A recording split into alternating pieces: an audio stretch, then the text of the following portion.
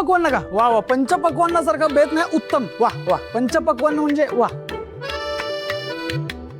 एक मिनिट, हे काय आहे? काय? तुझ्या कानाला काय आहे? हे नाही नाही, काही नाही, हे ते हे करत होतो आम्ही, हिशोब हिशोब. बर, हिशोब करत होतात का? नक्की हिशोबच ना? मग तू कर हिशोब, मी हिला घेऊन जाते. अरे खूप काम आहेत. नाही नाही, आमचा पूर्ण नाही झाला अजून हिशोब. अरे पंचपक्वान्नांचं जेवण आहे, मग तयारी करायला हवी ना. चल चल राधा, आपण जाऊयात. चल.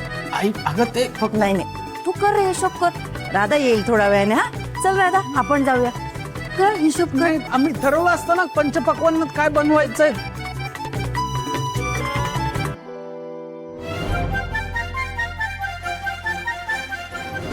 सगळ्यांना सगळं मिळतंय, मग मला तिच्या मनातलं स्थान कधी मिळणार?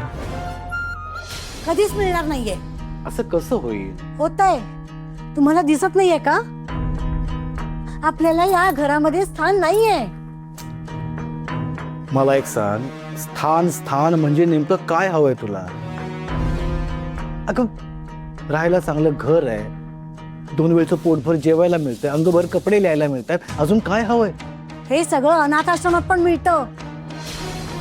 जायचं तिकडे? हा, मानाचं काय, हक्काचं काय? एवढंच होतं ना, तर राजवीरला बिझनेस मध्ये सामावून का नाही घेतलं?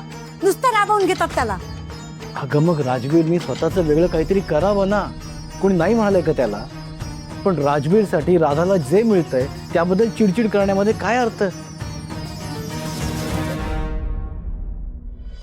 ऐक ना, आजचा दिवस चांगला आहे, आनंदाचा दिवस आहे.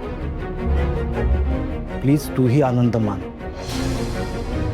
आणि या सगळ्यावर ना आपण बोलूया नंतर. हं?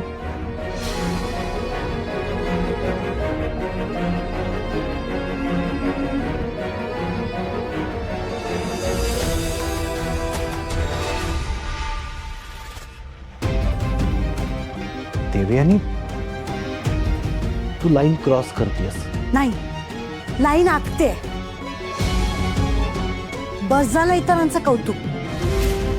आनंद मानला असता जर आपल्याला पण इतरांसारखा मान सन्मान मिळाला असता.